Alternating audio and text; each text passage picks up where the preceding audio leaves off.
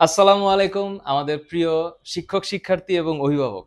আমরা আজকে খুব আনন্দিত কারণ আমাদের সাথে মানে আমাদের এই এফটি পরিবারের এক স্টুডেন্টের অভাবনীয় এবং অভাবনীয় না ভাবা যায় এবং হচ্ছে খুব গুরুত্বপূর্ণ একটা সাফল্য, সেটা হচ্ছে আমাদের জাইমা। জাইমা আহ, কুমিল্লা বোর্ড থেকে 1270 পেয়ে কুমিল্লা বোর্ড ফার্স্ট হয়েছে এবার এসএসসি 2024-এর যে পরীক্ষাটা হলো সেই পরীক্ষায়। এবং আমি অত্যন্ত কৃতজ্ঞ, জাইমার বাবা মা এসেছেন, বাবার বন্ধু এসেছেন এবং জাইমার ছোট ভাই, তোমার নাম কি? জারিফ। জারিফ, জারিফ সহ আমাদের অফিসে আজকে এসছেন। আহ, এবং আমরা আনন্দিত এই কারণে যে আমাদের এই প্ল্যাটফর্মে যারা লেখাপড়া করে, এই রকম স্টুডেন্ট যারা ভালো করে, তোমরা যারা 1200 কম পেয়েছো, তাদেরকে আমিও বলছি যে তোমাদেরও রেজাল্ট ভালো হয়েছে, বাট বোর্ড ফার্স্ট বা বোর্ডে প্রথম স্থান অধিকার করা বিষয়টা আমাদের কাছে একটু আলাদা এবং স্পেশাল। যেহেতু ও ভালো রেজাল্ট করেছে, যেহেতু ও কষ্ট করেছে, এই কষ্টের ফলাফল আল্লাহ তাআলা ওকে দিয়েছে। এবং তোমরাও যারা ভালো মানে ভালো করে লেখাপড়া করার চেষ্টা করেছো, যেমনই ফল পেয়েছো, আমাদের বাংলাদেশের 10টা বোর্ড আছে মাদ্রাসা বোর্ড সহ, প্রত্যেকটা board first, board second, board third, সবাইকে আমি একই রকম ভাবে সম্মান জানাচ্ছি। আজকে আমাদের অফিসে জাইমা আসছে তার পরিবার সহ, জাইমার বাবা মা সহ। আমরা আজকে আনন্দিত এবং এই আনন্দের বার্তাটা আপনাদের কাছে পৌঁছে দিতে চাই এইভাবে যে জাইমা যে কষ্টটুকু করেছে, যে স্ট্র্যাটেজিগুলো মেনটেন করেছে, যেভাবে লেখাপড়া করেছে, সেই গল্পটা আজকে আমরা জানবো। জাইমা, বলো তোমার আসসালামু ব্যাপার। আলাইকুম, আমার নাম জাইমা হাসান সাইবা। আমি নোয়াখালী সরকারি বালিকা উচ্চ বিদ্যালয় থেকে এইবার এসএসসি 24 ব্যাচ যেটাকে বলে এসএসসি পরীক্ষা দিয়েছি, আর আলহামদুলিল্লাহ কুমিল্লা বোর্ডে আমি প্রথম স্থান অধিকার করেছি। তো আমার এই জার্নির শুরু থেকে ফার্স্ট টিউটোরিয়ালের অনেক অবদান ছিল, সেটা অবশ্যই বলতে হবে। আর এক্ষেত্রে 1270 পাওয়ার জন্য আমাকে যা যা করতে হয়েছে এটা অনেকেই জানতে চাই, তাও সেটাই আমি আজকে মানে মেনলি বলছি। আসলে 1270 পেতে গেলে যেটা সবচেয়ে বেশি করা লাগে সেটা হচ্ছে বাংলা, ইংলিশ, বাংলাদেশের বিশ্ব পরিচয় এবং ধর্মের প্রতি গুরুত্ব দেওয়া। সেটা মানে অনেকেই দেয় না, আমিও প্রথমে দিতাম না। আমার হাফ ইয়ারলি এবং ফার্স্ট ইয়ার ফাইনালে খুবই মানে বাংলা, ইংলিশ আর বাংলাদেশের বিশ্ব পরিচয় আর ধর্ম, এই 4টা সাবজেক্টে আমি খুবই দুর্বল ছিলাম। বাট ফিজিক্স, কেমিস্ট্রি, বায়োলজি আর ম্যাথ এগুলোতে আমি সবসময় ভালো ছিলাম। আর আমার মনে হয় এটা অ্যাভারেজ সায়েন্সের যে কোনো স্টুডেন্টই ভালো করে এই সাবজেক্টগুলোতে। কিন্তু অন্য মানে সায়েন্সের সাবজেক্টগুলোর বাইরে যে সাবজেক্টগুলো আছে ওগুলোতে কেউ মানে পড়তেও চায় না। আর এর জন্য অনেকের এ প্লাসও মিস হয়, অনেকের টার্গেটও ছুটে যায়। তো সেই ক্ষেত্রে ইংলিশ, বাংলা আর আইসিটি, ধর্ম, এরপর বাংলাদেশের বিশ্ব পরিচয়, এই সাবজেক্টগুলোতে আগে থেকেই খুব মনোযোগ দিতে হবে। আর আমি যেটা করেছি সেটা হচ্ছে সৃজনশীল লেখার ক্ষেত্রে কিভাবে মার্কসটাকে আরো বাড়ানো যায়, সেক্ষেত্রে আমি আমার স্কুলের টিচার, আমার মা, সবার থেকে পরামর্শ নিতাম। আমার পরিচিত যে কোনো টিচারের কাছ থেকে আমি সৃজনশীল লেখানোর পর অনেকবার আমার মাকে দেখাতাম যে এইটা হয়েছে কিনা বা আর একটু ভালো হবে কি হবে এটা জানার জন্য। আর আরো যেটা আচ্ছা, আমি সেটা এখানে হচ্ছে একটু অ্যাড করি, মাকে কেন দেখাতো? আচ্ছা, মাকে কেন দেখাতো, কারণ এটা একটু বোঝার দরকার, অনেকে প্রশ্ন করবে। হ্যাঁ, আমার পড়াশোনার সঙ্গী ছোটকাল থেকে আমার মা। আমার হ্যাঁ, মাই আমাকে পড়াইছে ক্লাস 8 পর্যন্ত। হ্যাঁ, 9 এ হয়তো একটু কম পড়ানো হ্যাঁ, হয়েছে। এখানে কারণটা হচ্ছে যে জাইমার মাও টিচার। এবং জাইমার মায়ের কাছে আমি যাবো একটু পরে। যে একটা কৃতি শিক্ষার্থী যারা রেজাল্ট ভালো করে, মানে অনেক বেশি মার্ক পায়, আহ, কৃতি শিক্ষার্থী বলতে আমরা আসলে এটাকে সংজ্ঞায়িত করছি। তো তো জাইমার গল্পটা আমি মাঝখান দিয়ে একটু টান দিলাম এই কারণে যে মা এই জন্য, মা তো হচ্ছে গিয়ে এটা অতুলনীয় একটা শব্দ, কিন্তু যখন মা টিচার হয় তখন কিন্তু মা একাডেমিক সাপোর্টটাও দিতে পারে, সেই সাপোর্টটা জাইমা পেয়েছে, এটা ওর জন্য একটা প্লাস পয়েন্ট। হ্যাঁ, হ্যাঁ, এটা তারপর আসলে একটা প্লাস পয়েন্ট ছিল। তারপর আসলে শুরু থেকেই আমি 9 থেকেই মানে আমার টার্গেট ছিল বোর্ডে ফার্স্ট হওয়া। এটা মানে বলতে হবে। আমি তখন থেকেই টার্গেট ছিল 1275 প্লাস নাম্বার পাওয়া। হ্যাঁ, এটা ইভেন কবে আমি থেকে তুমি চিন্তা করছো? হ্যাঁ, আমি চিন্তা করছি গত ক্লাস 10 এর প্রথম দিক থেকে। তখনই ওই এই যে এসএসসি 23 ব্যাচ যারা ওখানকার সম্ভবত আপনি একটা ভিডিও বানাচ্ছিলেন যশোর বোর্ডে যে ফার্স্ট হয়েছে তাকে নিয়ে। হ্যাঁ, তখন হ্যাঁ, আমি ভাবছিলাম ও এখনো তাহলে মানে ফার্স্ট বোর্ডে ফার্স্ট বলতে কিছু আছে না, আমি তখনই ইয়েস, জানতে ইয়েস। পারছি। তখন থেকে আমার টার্গেটটা কিছুটা এমন ছিল। আর 1270 প্লাস পাওয়ার জন্য তখন থেকে আমি চেষ্টা করছি মানে কিভাবে বাংলা, ইংলিশ আর মানে ওই বাংলাদেশের বিশ্ব পরিচয় ধর্মতে ভালো করা যায় এই নিয়ে। এখানে একটা আর point please remember my dear, এটাই যে 4টা সাবজেক্ট, যে 4টা সাবজেক্টের কথা জাইমা বলছে, বাংলা, বিজিএস, ইংলিশ, আর একটা কি ধর্ম। হুম এই 4টা সাবজেক্ট এমন যে 4টা সাবজেক্টের গুরুত্বটা আমরা এত কম দেই। আমাদের মূল টার্গেট থাকে হচ্ছে ফিজিক্স, কেমিস্ট্রি, হ্যাঁ বায়োলজির দিকে, সবসময় এটাই ম্যাথের থাকে, দিকে। আমার ফ্রেন্ডদেরই এই অবস্থা। তো তুমি এই 4টা সাবজেক্টে গুরুত্বটা দিবা, এটা তুমি কিভাবে ফাইনালাইজ করলে বা কি চিন্তা করে মানে হ্যাঁ গুরুত্বটা দিলা? আসলে এই 4টা সাবজেক্ট নিয়ে আমি খেয়াল করছি অনলাইনে আমার, ও হ্যাঁ এটা বলতে ভুলে গেছি, আমার প্রথম থেকে শুধু অনলাইনে আমি পড়ছি, অনলাইনে বাইরে কোথাও পড়ি না, আমার বাসায় কোনো টিচার ছিল না, এর বাইরেও ছিল না, আমি কোথাও প্রাইভেটে পড়ি না। তো অনলাইনে দেখা গেছে সায়েন্সের সাবজেক্ট নিয়ে অনেক পেইড কোর্স আছে, ফ্রি কোর্স আছে, কিন্তু মানে বাংলা যেই সাবজেক্টগুলোর কথা আমি বলছি মেইনলি এই 4টা, এইগুলোর জন্য কোনো মানে কোর্সই পাচ্ছি না। But all thanks to Fahas tutorial of course, কারণ কি এখানকার বাংলা ইংলিশ অনেক ভালো পড়ায়, আর প্লাস ধর্ম আর বাংলাদেশের বিষয় পড়েছে, এটা আমি সব থেকে অবাক হয়েছি। এটার ক্লাস কোনো প্ল্যাটফর্ম নেয় না, শুধু ফাহাস টিউটোরিয়াল নেয়। ইভেন পরীক্ষার আগের দিনও নিছে, ওগুলো আমি করছি, আমি রাত জেগে করছি। যাই হোক আমাদের এটা একটা খুবই পজিটিভ একটা দিক, আমরা চেষ্টা করি যে পরীক্ষার আগের রাতে। কোথা থেকে আর কোথাও পাইনি। আমিও মানে তোমাদের কাছে যারা আপনারা দেখছেন ভুলভ্রান্তিগুলা শুধরে দিবেন, আমরা আমাদের চেষ্টাটুকু করছি এখন।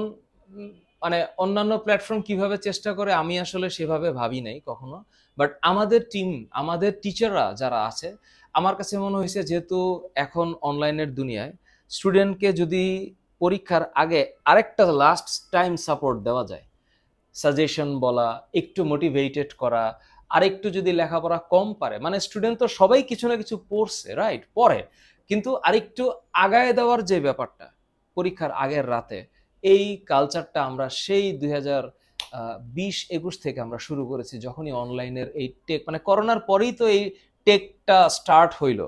So we tried hour level best, এবং এই হচ্ছে ফল যে জাইমা বা জাইমার মতো তোমরা যারা রেজাল্ট ভালো করছো, just use this online platform for your betterment.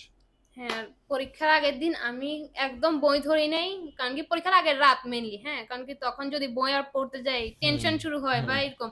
আমি শুধু মানে অনলাইনে ফার্স্ট ইয়ারের ক্লাস প্রতিদিন করতাম, আমার একদম রুটিন করা ছিল কোন দিন কতক্ষণে ক্লাস হবে, এটা দেখবো, ক্লাস করবো, এরপর ওখান থেকে সব নোট ডাউন করে নেবো, একটু আগে দেখে যাবো, শেষ। তো এটাই।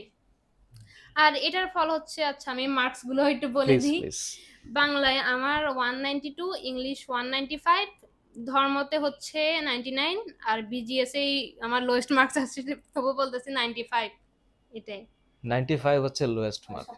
হ্যাঁ আচ্ছা ওকে, এবার জাইমা তো অনেকক্ষণ বললো, সো জাইমার এই সাফল্যটা আমি একদম সবার শেষে জাইমার কাছে জানতে চাইবো যে আর কি কি টিপস বা ট্রিক্স তুমি নেক্সট জেনারেশনকে যারা 9-10 আছে তাদেরকে দিবা। একটা জিনিস খুব ইম্পর্টেন্ট, একটা ভালো মানের গাছ লাগালেই হবে না, ওই গাছের যত্ন নিতে হবে, গাছটাকে ফেন্স দিয়ে আটকে রাখতে হবে যেন কোনো গৃহপালিত জন্তু এটা না খেতে পারে, অথবা অন্য কোনো পতঙ্গ আকৃষ্ট করতে না পারে, বা যেন কোনো আক্রমণ করতে না পারে। সেখানে হচ্ছে পানি দিতে হবে, সার দিতে হবে, এই যত্নটা একজনকে করতে হয়। ওই যত্ন না করলে কিন্তু ওই গাছটা বড় হবে না, যদিও গাছের জাত যত ভালো হোক যত্ন লাগবে। তো সেই যত্নটুকু একটা স্টুডেন্ট এই বয়সে পরিবার থেকে পায়। তো পরিবার বলতে বাবা মা। তো আমি এবার যাব হচ্ছে জাইমার আম্মুর কাছে, যে এই গল্পটা একটু আমাদেরকে শেয়ার করবেন যে আপনি আপনার এই সন্তানের বা জাইমার এই ভালো রেজাল্টটা আপনি কিভাবে দেখেন, কিভাবে মূল্যায়ন করেন, গার্ডিয়ানদের প্রতি আপনার কি পরামর্শ, নেক্সট জেনারেশনের গার্ডিয়ানদের প্রতি আপনার কি পরামর্শ? থ্যাঙ্কস। আমি আসলে প্রথমে শুকরিয়া জ্ঞাপন করছি আলহামদুলিল্লাহ যে আল্লাহর রহমত ছিল, হ্যাঁ। আর একদম প্রথম থেকেই ওকে যেটা আমি ক্লাস 1 থেকে যেটা আমি ওকে দিতে চেয়েছি, যে তোমার ক্লাসের টপ হতে হবে, ইটস নট ম্যাটার। প্রথমে হচ্ছে তুমি ফিজিক্যালি ভালো থাকো, মেন্টালি থাকো একদম হোমলি অ্যাটমসফিয়ারে, যে কুল মাইন্ড বেসিক তোমাকে গ্রো করো। ও প্রথমে যেটা নার্সারি থেকে যেটা শুরু, আমি কিন্তু খুব ডিনাউট কোনো স্কুলে দিই নাই। আমার কলেজের পাশে একটা কিন্ডারগার্টেন দিয়েছিলাম, সেখানে ক্লাস 3 পর্যন্ত পড়েছে, কিন্তু কখনো সে সময়ে আমি কি ওকে যে বাচ্চায় পড়াইতে হবে এরকম কোনো টেক কেন, জাস্ট আমার স্টুডেন্ট, যেহেতু আমি ইংলিশ টিচার, আমার বাসায় বেচ ছিল অনেক, ওই সারাউন্ডিংস এর মধ্যে ওর পড়াশোনা, মানে আপনি তো তখন টিচারে, আপনিও পড়াচ্ছেন। আমি মানে অনেক বেচ পড়াচ্ছি, অনেক প্যারেন্টসদেরকে যেটা দেখি, বাচ্চাদের মা বাবা খুব এক্সাস, যে তারা বাচ্চাকে এরকম করতে হবে সেরকম করতে হবে, এমন ধরনের কোনো লোড আমি ওকে কখনো দিই নাই। আমার স্টুডেন্ট পড়তেছে, সেও সাথে আছে, এইভাবেই কিন্তু তার হাতে করি। তারপর যখন ও ক্লাস 4-এ উঠলো, তাদের সঙ্গে কিন্তু অ্যাডমিশন টেস্টটা ছিল, হ্যাঁ ক্লাস 5-এ, তখন আমি চিন্তা করলাম না, আমাকে এখন একটু বাইরের স্টুডেন্ট কম পড়ায়, আমার বাচ্চার দিকে টেক কেয়ার করতে হবে। তখন আমি কিন্তু স্টুডেন্ট পড়ানোর চাপটা কমাই দিয়ে আস্তে আস্তে ওকে একটু ধরলাম, নিজের বাচ্চাকে হ্যাঁ একটু, নিজের হ্যাঁ। বাচ্চাকে একটু টেক কেয়ার করলাম। তারপরে সে অ্যাডমিশন টেস্টও আলহামদুলিল্লাহ ভালো করেছে। 6 থেকে 8 পর্যন্ত আমি কোনো টিচারের কাছে কখনো দিই নাই, হুম, কারণ আমারও ব্যাকগ্রাউন্ড সায়েন্স। আর ও সবসময় বলতো মামনি যে এর কাছে পড়ে। ওদের স্কুলে দেখতাম যে অনেক অনেক প্যারেন্টসরা শুধুমাত্র হাউস ওয়াইফ, তারাও মনে হচ্ছে মানে সার্ভিস ম্যানেজ অনেক বেশি বিজি থাকে তাদের বাচ্চাদেরকে নিয়ে, এই টিচার সে টিচার অনেক। তা আমি সেক্ষেত্রে বলবো যে এখনকার বাচ্চারা যদি ভালো রেজাল্ট করতে হয় যে একদম টিচারের বাসায় দৌড়াইতে হবে তা না, হুম, হ্যাঁ, যে অনলাইন ক্লাসগুলো অনেক বেশি ফ্রুটফুল, কারণ সেখানে তার অনেক টাইম সেভ হচ্ছে। এক একটা টিচারের কাছে 1 ঘন্টা পড়তে গিয়ে তার 3 ঘন্টা সময় লস, আসা তাকে যাওয়ায়। আসা যেতে হচ্ছে, তার ড্রেস আপ মেকআপের বিষয় আছে, এই যে টাইম কিলিং, এটা কিন্তু অনলাইন ক্লাসগুলো অনেক অনেক সেভ এই ক্ষেত্রে। আপনি কি হ্যাঁ, কোনো ধরনের মানে প্রতিবন্ধকতা বা মানে এটা তো অ্যাডভান্টেজ বললেন, কোনো ডিসঅ্যাডভান্টেজ ফেস করেছেন যদি একটা স্টুডেন্ট অনলাইন ডিপেন্ডেন্ট হয়, তাহলে বাবা মা হিসেবে আপনি কি হ্যাঁ, ডিসঅ্যাডভান্টেজটা দেখেন? যেমন আমি অনেক মানে প্যারেন্টসরা এমন করে যে ওর হাতে যদি ডিভাইসটা ধরে দিই ও হ্যাঁ অ্যাডিক্টেড হয়ে যেতে পারে। তো সেক্ষেত্রে আমি যেটা অবলম্বন করেছি, আমি আমার বেডরুমে বড় ডেস্কটপ মনিটরে ওকে ক্লাসটা দিয়েছি। আচ্ছা। কারণ আমি যদি ডিভাইসটা মোবাইলটা দিতাম ও হয়তো বেডরুমে চলে যেত, ওর রুমে মোবাইল দিত, তখন সে হয়তো অন্য কোনো সিন এসে যেতে পারে বা অ্যাডিক্টেড হয়ে যেতে পারে। তো হুম, হুম। সেক্ষেত্রে আমি এই কৌশলটা অবলম্বন করছি ডেস্কটপটা যে দিয়ে? ওকে ডেস্কটপটা যেটা মুভেবল না, ওকে, আর ওকে। আমিও ওইভাবে আছি, আমি যেখানে যাই হাই সাউন্ড শুনতে পাচ্ছি ও কি করছে। হুম।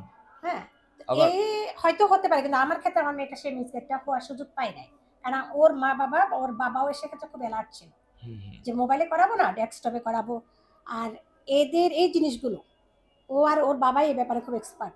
অনলাইন ব্যাপারে কিন্তু আমি খুব ইয়ে না, আমি কিন্তু ওকে গাইডলাইন দিচ্ছি অন্য ব্যাপারে, হুম। যেভাবে পড়ো সেভাবে পড়ো।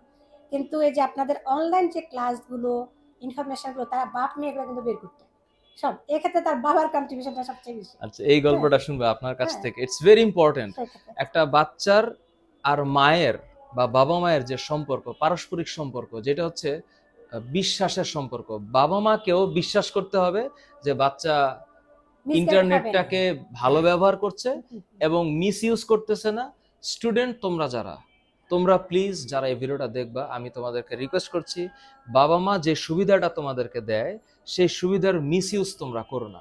হ্যাঁ, আমরা এখানে অনলাইনের গুণগান গাচ্ছি, আমি এটা প্রমাণ করতে চাচ্ছি, এটা প্রমাণিত যে আমাদের ক্লাসগুলো ভালো এবং আমাদের ক্লাসগুলো করে একটা স্টুডেন্টের বোর্ড ফার্স্ট হওয়া সম্ভব। হয়েছে। এখন হয়েছে অলরেডি। সো আমাদের এর আগেও ঐশী বোর্ড ফার্স্ট হয়েছে। আমাদের আরো একটা স্টুডেন্ট যাকে আমরা নিয়ে আসবো ইনশাল্লাহ, তোমরা এটা দেখবা, যশোর বোর্ডে, রাইট? যশোর, হ্যাঁ হ্যাঁ, নাফিসা যশোর বোর্ড ফার্স্ট, ও আসবে আমাদের এখানে এবং ও ওর গল্প শোনাবে। ওর বাবা মাকে আমরা ডাকবো। এটা এটা প্রতিষ্ঠিত সত্য যে আমাদের 4টা বোর্ড ফার্স্ট আমাদের ক্লাস করেছে। তো তোমরা যখন এই যে একটা কথা শুনবা যে হ্যাঁ বোর্ড ফার্স্ট হওয়া যায়, তোমরা বাবা মায়ের প্রদত্ত সুযোগ সুবিধার কোনো মিস ইউজ করবা না এবং বাবা মার বিশ্বাসটা যেন তোমরা অর্জন করতে পারো। Thank you. আর যদি কোনো কিছু বলার থাকে? না, স্পেশাল থ্যাঙ্কস দিচ্ছি আপনাদেরকে এই জন্য যে ওর ফার্স্ট যে অনলাইন মোটিভেশন গুলো সেটা কিন্তু ফার্স্ট টিউটোরিয়াল দিয়ে শুরু, অনলাইনের হ্যাঁ, পরিচয় দিয়ে যে এখানকার ওর ক্লাসগুলো বা এত বেশি ও মানে ওখানে যে প্লিজড হয়েছে যে ক্লাসের প্রতি। এরপর সেকেন্ড থট আমাদের মাথায় আসে যে টিচার দিতে হবে বাসায়, প্লাস টিচারের বাসায় যেতে হবে, কারণ হয়েছে না অনলাইনে অনেক ভালো মানে বুঝতে পারতেছে। আর যে বাংলা ইংরেজি বললো সায়েন্সের সাবজেক্টের বাইরেগুলো সেগুলো আমার শুধু শুধু আপনারাই করাচ্ছে, হ্যাঁ করাচ্ছে, তো সেটা সব টিউটোরিয়ালে করাচ্ছে, কিন্তু এই সাবজেক্টগুলো কারণ সবাই কিন্তু সায়েন্স ডিপার্টমেন্টে ওই সাবজেক্টে 90 পাই, 99ও পাচ্ছে, কিন্তু এটার জন্য তাদের প্লেসটা মিস হয়ে যাচ্ছে। তো সেক্ষেত্রে আপনাদের কন্ট্রিবিউশনটা এখানে আছে। Thank you. Many so many thanks to you. এটা একটা বড় ইম্পর্টেন্ট একটা বিষয়, যেটা ও এই আজকের আলোচনার মূল বিষয়, যেটা হচ্ছে এই 4টা সাবজেক্ট এবং এই 4টা সাবজেক্টেরই কোর্স আমাদের চলছে এসএসসি 2025-এর জন্য, baby course, Bangla, English, BGS, ICT. এবং আমি গ্যারান্টি দিতে পারি যে তোমরা ফিজিক্স, কেমিস্ট্রি, ম্যাথ, বায়োলজিকে যতটা প্রাধান্য দাও, এটাকে তোমরা প্রাধান্য দাও না। তোমরা আজকে এই কথাগুলো যাদের কাছে পৌঁছাবে, তোমরা একটু এই 4টা সাবজেক্টকে একটু গুরুত্ব দাও। আমি জাইমার বাবার কাছে আসতে চাই, বাবার গল্প শুনবো, আর আমি কোনো প্রশ্ন করব না। আপনি। ধন্যবাদ ফাহাদ টিউটোরিয়ালের ফাহাদ সাহেব এবং অন্যান্য টিচারদেরকে। আসলে সন্তান যখন বড় হয় তখন আমরা লেখাপড়া ছাড়াও অনেক দিকে চিন্তা করি যে আমার ছেলে বা মেয়ে কারোর সাথে কীভাবে আড্ডা দিচ্ছে, কার সাথে খেলছে। যেমন আমার ছেলে এখনও ছোট আছে, সে এখন কার সাথে খেলছে সব কিছু দিই। তো লেখাপড়াটা হলো আমাদের প্রধান টার্গেট। তার পাশাপাশি আমরা অন্যান্যগুলো চিন্তা করি, খেলাধুলা করবে কিনা, সে ক্রিকেট খেলতে চায় না কি করতে চায়, দাবা খেলবে না কি করবে, সবই।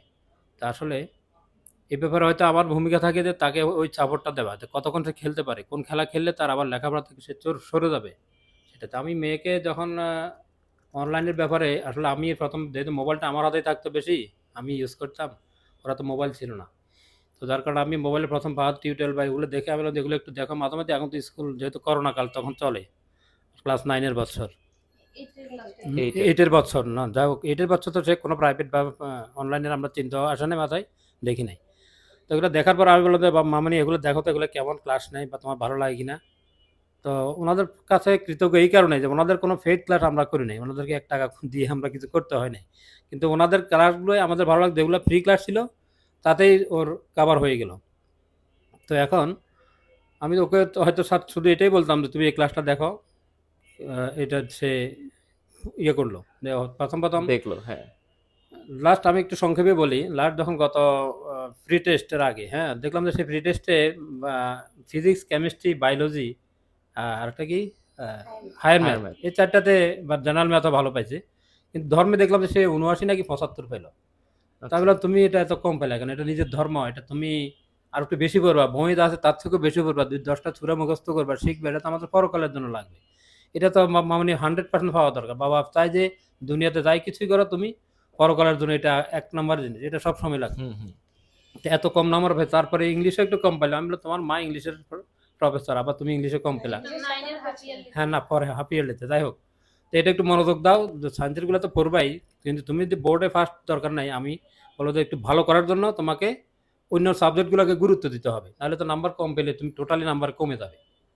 প্রধান সাবজেক্ট, এই জন্য প্রধান সাবজেক্টগুলোর পাশাপাশি সব কিছু সে মনে হয় এই প্রি টেস্টের পরেই অন্য সাবজেক্টগুলোতে, ধর্ম, তারপরে আইসিটি, তারপর বাংলাদেশের বিশ্ব পরিচয়, এগুলোতে সে একটু গুরুত্ব দেওয়া শুরু করছে নাম্বার বৃদ্ধির জন্য। তো এই জন্য আমি মোটামুটি কি কি বলবো আর, এই আর কি। তো আর সবচেয়ে বড় কথা হলো আমরা বাচ্চাদেরকে ওই যে আমি যেটা বললাম আর কি, আমার একটা অনলাইন সরি ওই যে ডেস্কটপ আছে, হুম হুম মোবাইলে আমি দিতাম না, যে বাচ্চাদেরকে বলা যায় না, আমার মেয়ে খুবই ভালো ভদ্র, হুম। সবাই বলে, স্কুলে সবাই বলে, আত্মীয় স্বজনরাও বলে, কিন্তু আমি একটা ডিভাইস যদি ফ্রিলি ওর হাতে ছেড়ে দিই, ও হয়তো বলে বাবা ইয়েটা দাও, আমি ওর কাছে দিয়ে চলে গেলাম, ও 2 ঘন্টার ভিতরে ক্লাস শেষ, এরপরে অন্য কিছু দেখা শুরু করলো, কথা না করে সে খারাপ কিছু তো হয়তো দেখতে পারে, ইয়ে হয়ে যেতে পারে। হুম হুম এই জন্য আমি বললাম যে ইয়েতে ডেস্কটপে করুক, তাহলে সে সাউন্ডটাও ধরা হবে, আবার কোনো কিছু ভুল হলে কিন্তু, অথবা আমার যদি আমি তো মাঝে মাঝে দূর থেকে একটু শুনি, যেমন ফাহাদ সাহেবের ক্লাসগুলো শুনে আমার মনে হয় যে ওনার বাচনভঙ্গি বলার ইয়েটাই একটু অন্যরকম অ্যাট্রাকটিভ।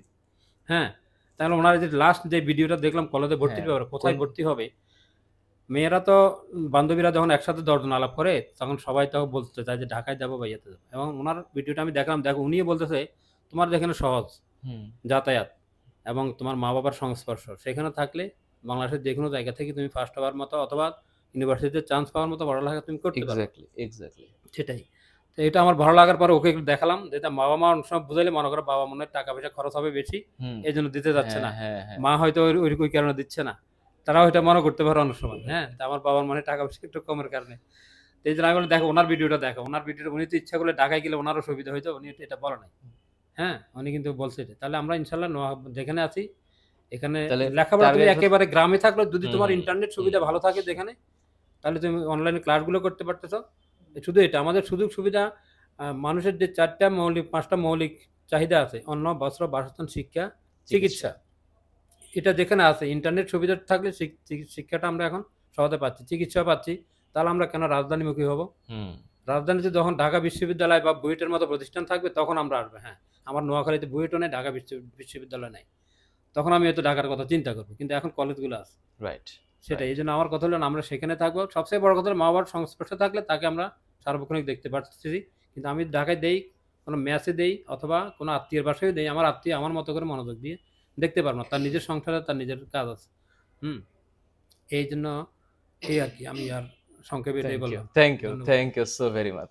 সো আসলে মানে আমি যেটা চাই কি, মানে স্টুডেন্ট এক একজন তো এক এক সামাজিক প্রেক্ষাপটে বড় হয়েছে, এক একজনের বাবা মায়ের অবস্থা এক এক রকম, ভৌগোলিক অবস্থা এক এক রকম, অর্থনৈতিক অবস্থা এক এক রকম, সবার চিন্তাটা একরকম হবে না। তো তোমরা যারা জাইমার মতো এবার SSC 24, যারা HSC 26 ব্যাচে আসছো, তোমরা যদি মনে করো যে তোমাদের এলাকার কলেজগুলাতে তুমি লেখাপড়া করতে চাও, ঢাকায় সবাইকে আসতে হবে, এই চিন্তাটা এখন আর চলে না। তোমরা একটু চেষ্টা করো যে ডিসেন্ট্রালাইজেশনটা একটু বেটার। তোমরা যেই ঢাকার বাইরের যদি কোনো ভালো কলেজ থাকে, কারণ ঢাকার কলেজে আসবা মানেই তো যে একদম লাইফটা সেট, তা না। কারণ ইন্টারমিডিয়েটের লাইফটা একটা খুবই চ্যালেঞ্জিং লাইফ। ওই চ্যালেঞ্জিং লাইফে লিড করার জন্য কলেজের পাশাপাশি আরও কিছু ফ্যাক্টরস আছে যেগুলোর দিকে মনোযোগ দিতে হবে। সো আমি চাই যারা তোমরা ওর মতো ভালো রেজাল্ট করেছো, তোমরা একটু চিন্তা করে ডিসিশন নিবা। আমাদের এইচএসসি 26-এর কোর্সগুলো রানিং। তোমরা যারা অনলাইনে আমাদের সাথে পড়তে চাও, ভেরি ওয়েলকাম। তোমরা যারা অফলাইনে আমাদের কাছে পড়তে চাও, প্লিজ ওয়েলকাম। যারা পড়তে চাও না তাদের জন্য শুভেচ্ছা। তোমরা ভালো করো, এটা হচ্ছে আমাদের চাওয়া। কারণ সবাইকে তো আমরা পাবো না। আমরা এমন স্টুডেন্ট চাই যারা আমাদের সম্পদ হবে। জাইমা আমাদের সম্পদ, আমাদের এর আগেও ঐশী আসছিল, ঐশীও আমাদের সম্পদ, তোমরাও আমাদের সম্পদ। কারণ একটা প্ল্যাটফর্মের আর কি চাওয়ার আছে আমাদের? এখানে আমরা পড়াচ্ছি, আমরা আমরা নাম কামাবো, আমরা ফেম, আমাদের পপুলারিটি, আমাদের ফেমাস হওয়ার যে বিষয়টা, ওইটা আসলে তোমরা। আজকে এরকম জায়মা না থাকলে তো আমরা থাকবো না। সুতরাং আমরা মিলেমিশে, আজকে ও স্টুডেন্ট, একদিন ও টিচার হয়ে আমাদের এখানে আসবে, রাইট? আমাদের সেই দিন আমরা দেখবো যে একদিন জাইমা টিচার হয়ে এখানে আসবে, আমি পিছনে থাকবো, সাকিব পিছনে থাকবে, সানি পিছনে থাকবে, যে আইসিটির একটা জাইমা বের হবে, বাংলার একটা জাইমা বের হবে, আমরা পেছন থেকে কিউসি করব, কোয়ালিটি কন্ট্রোল করব, আর ওরা পড়াবে। এরপরে জাইমা 2 আসবে, জাইমা 3 আসবে, এরপর 2034 সালের কুমিল্লা বোর্ড কেন্দ্র বাংলাদেশে সব ফার্স্ট হবে আমাদের, ইনশাল্লাহ। সো এখানে আমাদের সাথে আরো একজন অতিথি আছেন, আমাদের জাইমার বাবার বন্ধু। আপনি যদি একটু সংযোজন করতে চান এই গল্পে আপনার তরফ থেকে, আপনার অভিজ্ঞতার জায়গা থেকে। ধন্যবাদ আমাকে কিছু বলার সুযোগ দেওয়ার জন্য। আমার বন্ধু দিনার, আমরা প্রায় 10 বছরের মতো তো একসাথে ছিলাম, তাই না? যাই হোক, তখন অনেক চড়াই উঠে পাড়ি এসেছি। তো দিনার, ওর বাচ্চা যে এত ভালো রেজাল্ট করবে আমরা কিন্তু এতটা চিন্তা করতে পারি না আমাদের ক্ষেত্রে। কিন্তু ওর বাচ্চা, আমি চিন্তা করতে পারি না যে 100-তে 95 পায়। অবশ্যই এটা 95 ওর হচ্ছে লোয়েস্ট মার্ক, অন্যগুলিতে আরও বেশি নাম্বার আছে ওর। এতটা কীভাবে হচ্ছে এটা ওর বাবা মাই ভালো জানে, না ও ভালো জানে, আরো সবচেয়ে ভালো তো ও নিজেই জানে, কারণ নিজের উপরই সবচেয়ে বেশি আসলে। আর বাবা মার অবশ্যই বাবা মার ইয়া আছেই, বাবা মার ইয়া ছাড়া তো সম্ভব না। আর নিজের চেষ্টাটাই সবচেয়ে বড় চেষ্টা। যাক, জাইমার কাছ থেকে আপনারা সব শুনেছেন, এবং এই যে এই ফাহাদ টিউটোরিয়াল, এটার তো একটা ভূমিকা অবশ্যই আছে, এটা আমাদেরকে স্বীকার করতেই হবে। আশা করি অন্যরাও জাইমাকে দেখে উৎসাহিত হবে এবং জাইমার কাছাকাছি না আসুক, কিছুটা তো অবশ্যই উন্নতি করতে পারবে, এটাই আমার বিশ্বাস। সবাই ভালো থাকেন। Thank you so very much. জাইমার কাছে আমার শেষ প্রশ্ন, আমরা আলোচনাটা তোমাদের জন্য করছি, তোমরা আবার প্লিজ যারা রেজাল্ট খারাপ করেছো, যারা কোনো একটা রেজাল্ট খারাপ হয়েছে, তোমরা প্লিজ মন খারাপ করো না। তোমরা যারা 1000-এর কম মার্ক পেয়েছো, তোমাদের যাদের কয়েকটা সাবজেক্টের রেজাল্ট খারাপ হয়েছে, A+ মিস হয়েছে, তোমরা মন খারাপ করো না। তোমরা একটু সামনের দিকে চিন্তা করো। এসএসসির রেজাল্টটা দিন শেষে আসলে আমরা একটু গ্লোরিফাই করতেছি, কারণ আমরা গ্লোরিফাই করব না, একটা মেয়ে 1270 পেয়েছে, একটা বোর্ডে ফার্স্ট হয়েছে, আমরা কি গ্লোরিফাই করব না? করব গ্লোরিফাই। এর মানে তোমাদেরকে, যারা তোমাদের রেজাল্ট খারাপ হয়েছে তাদের কথা ভাবলাম না, বিষয়টা এরকম না তো। আমরা ওর গল্পটাকে শুনছি, আজকে ও সাকসেসফুল হয়েছে। আমরা পৃথিবীর শ্রেষ্ঠ যারা হয়েছে তাদের গল্প শুনি, পৃথিবীর ব্যর্থ যারা হয়েছে তাদেরও গল্প শুনতে হবে, কারণ তারা ওই ফর্মুলাতে যেতে পারে নাই বলে ব্যর্থ। তো আমি চাই যারা তোমরা নিজেদেরকে ব্যর্থ মনে করছো তাদেরকে নিয়েও আমরা চলবো। ইন্টারমিডিয়েটে তোমরা হচ্ছে আরেকটু প্রজ্বলিত হও। তোমাদের যাদের রেজাল্ট খারাপ হয়েছে বলে মনে করছো, মন অনেক খারাপ, চোখের পানি চলে আসছে যাদের, তোমরাও প্রজ্বলিত হও। ইন্টারমিডিয়েটে আমরা আছি তোমাদের সাথে। জাইমা এখন নেক্সট জেনারেশনকে বলবে যে আর যা কথা ওর মনের মধ্যে আছে, নেক্সট তোমরা যারা 9-10-এ আছো ওদের জন্য জাইমার। আচ্ছা, আমি আমার এই রেজাল্টের পিছনে যা যা করেছি সেটাই আমি এখন বলতে চাচ্ছি। আমি প্রথমে যা করতে চাইছিলাম সেটা হচ্ছে as soon as possible বইটা শেষ করা, কারণ কি বই যত তাড়াতাড়ি শেষ করা যাবে তত তাড়াতাড়ি রিভাইজ করা যাবে। আর রিভাইজের পরেই একটা স্টুডেন্ট মেন বই শেষ করার পর সে গাইড, টেস্ট পেপার এগুলো খুলে দেখবে। আর এগুলা আমি যা করছিলাম সেটা হচ্ছে আমি যতটুকু আমার কাছে যে গাইড ছিল, অনেকে আছে গাইড জীবনে খুলেও দেখে না বাট কিনছে, আমি সব গাইডই একবার একবার পৃষ্ঠা খুলছি, এমসিকিউ প্র্যাকটিস করছি, আর এগুলা অবশ্যই নোট করে রাখছি যেগুলো আমার ভুল হয়েছে সেগুলা। আর আমার ক্ষেত্রে যেটা প্লাস পয়েন্ট ছিল সেটা হচ্ছে আমি যেহেতু সবসময় অনলাইনে পড়ছি, আমি অনলাইনের প্রতিটা ক্লাসের ক্লাস নোট করে রাখতাম, সবসময় সুন্দর করে নোট করতাম, পরে পরীক্ষার আগের রাতে সেটা আমি রিভাইজ করে যেতাম। আর যে অঙ্কগুলো ভুল হতো সেগুলোও নোট করতাম, প্লাস এই যে এইসব এরপরে টেস্ট পেপার সলভ করলে যেই এমসিকিউ গুলো ভুল হতো সেগুলো দাগিয়ে রাখতাম বা নোট করে রাখতাম। এগুলো আমাকে খুব হেল্প করছে অনেক প্রতিটা পরীক্ষায়। আর নোট করার পাশাপাশি আমি যেটা করতাম সেটা হচ্ছে যে সাজেশন ভিডিও ফলো করা, বা মানে অনলাইন থেকে যত রকম ভিডিও পাওয়া যায়, মানে পড়াশোনা রিলেটেড যা যা পাওয়া যায় আমি সবকিছু মানে একবার একবার দেখছি, যে যে প্ল্যাটফর্ম যেটাই হোক পড়াশোনা রিলেটেড হইলে সেটা আমার ফিডে এখন মানে এখনো আগে চলে আসে।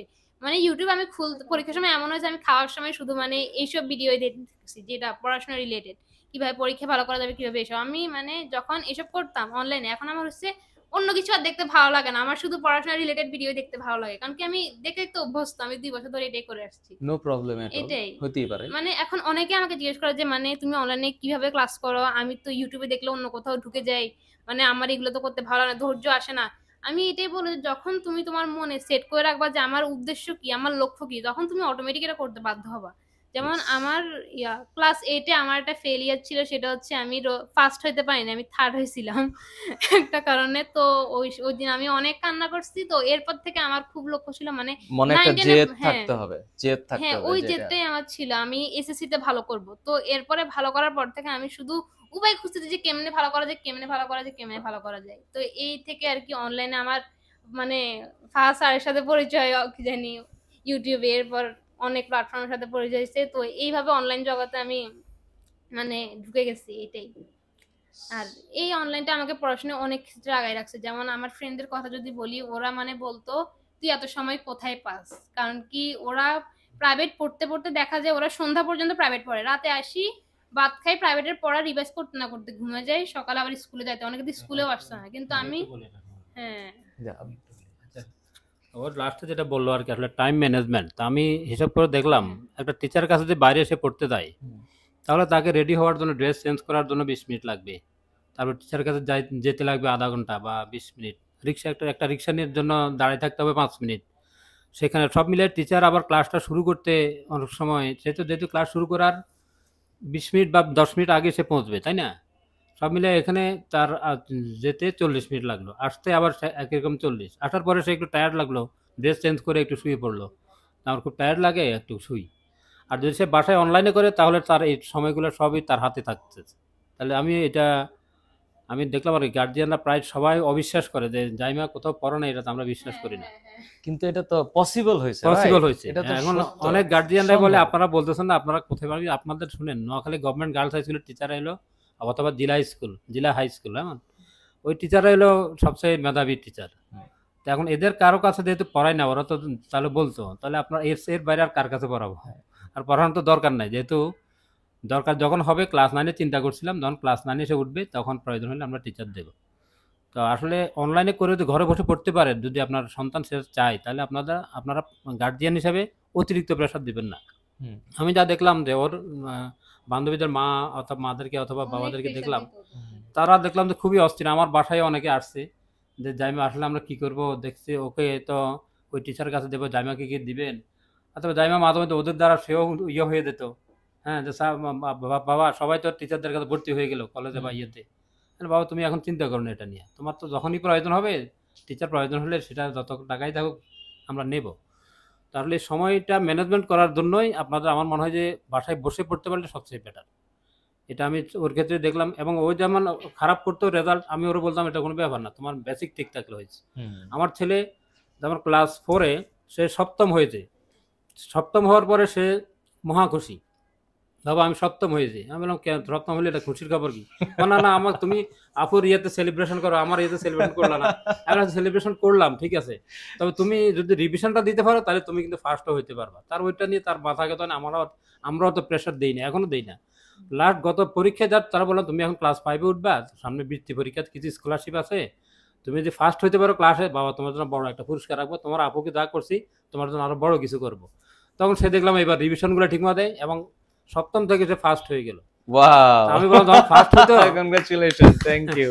ফার্স্ট হওয়ার পর তিনটা বৃত্তি সে ট্যালেন্টফুল। এর আগে তাকে আমি পড়ার টেবিলে বসাইতাম, বাট ফার্স্ট হইতে হবে এই তুমি ধরনের কি চাও বাবা তোমার জন্য কি করবে? এই জন্য আমি মনে করি আসলে আর এটা বাসার কাজ থাকলো। সন্তানদেরকে প্রেশার না দিয়ে উদ্বুদ্ধ করা যায়, উদ্বুদ্ধ করতে হবে যে হ্যাঁ তুমি যদি এটা করতে পারো তোমাকে বাবা ঢাকা নিয়ে যাবো, অথবা বেড়াতে যাবো বাবা, আমরা হ্যাঁ বিছানাকান্দি যাবো বা ওই জায়গায় যাবো, বেড়াতে যাবো, তোমার উচিত সেটা করবো। না, এখন ও আমার ও ছেলে- ভালো করবে, ও ভালো তার করবে। বোনের সাফল্যে যখন আমরা আনন্দিত হই, সে তখন একটু হয়তো মনে হয় জন্য। না, হ্যাঁ, আরেকটা বিষয় হলো তাদেরকে ঘুম এবং ইয়েগুলো, এক্ষেত্রে ওর মা হয়তো ঘুমায় যায় আগে ভাগে, কিন্তু আমি ওরা ঘুমানোর আগ পর্যন্ত, ওরা তো ভাই বোন দুজন একসাথে থাকে, রাতে অন্তত তাদের মারামারি বা ঝগড়া থামানোর জন্য আমাকে জেগে থাকতে হয়। তো ওরা ঘুমানোর পর আচ্ছা। আমি আবার দেখি ওরা ঘুমাইলো কি, তারপর আমি ঘুমাতে যাই। জোস, নাহলে দেখা যায় আমি জোস। তো আগে ঘুমাইতে হঠাৎ করে ওদের মারামারি। এরকমই হওয়া উচিত একটা পরিবার। আমি চাই প্রত্যেকটা পরিবার সুখে শান্তিতে থাকুক, তাহলে এরকম রেজাল্ট হবে। ফ্যামিলি হ্যাপিনেসটা খুব দরকার। হ্যাঁ, এদের সাইকোলজিক্যাল ডেভেলপমেন্টের জন্য ফার্স্ট প্রায়োরিটি ফ্যামিলি। হ্যাঁ, ফ্যামিলি এবং ফ্যামিলির প্রত্যেকটা মানুষের হচ্ছে একটা পারস্পরিক সম্পর্কের জায়গাটা। Thank you so very much আপনাদের সবাইকে।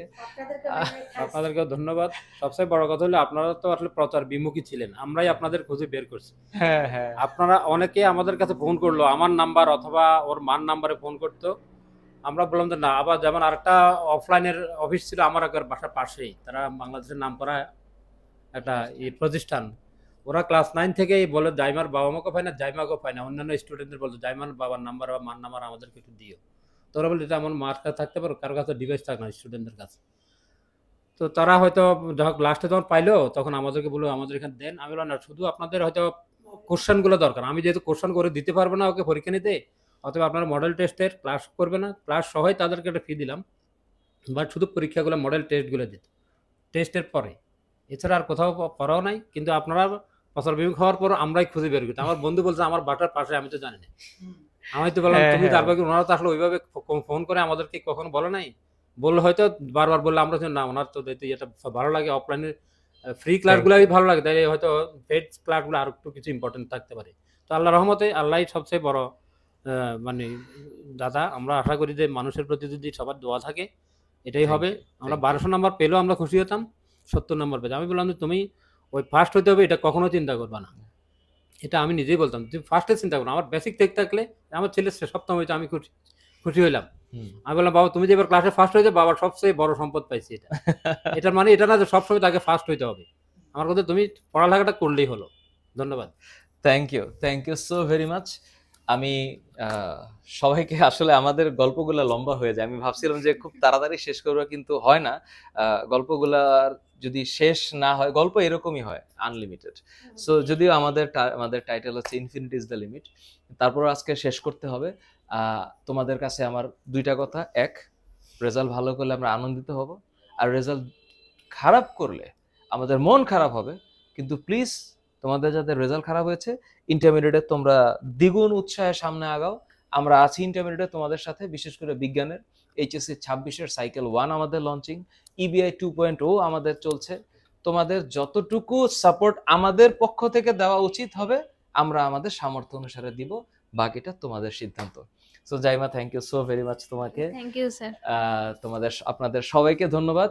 আজকে তাহলে বিদায় নিচ্ছি, দেখা হবে নেক্সট এপিসোডে, নতুন কোনো সাফল্যের গল্প শোনাবো আপনাদের সবাইকে। আল্লাহ হাফেজ।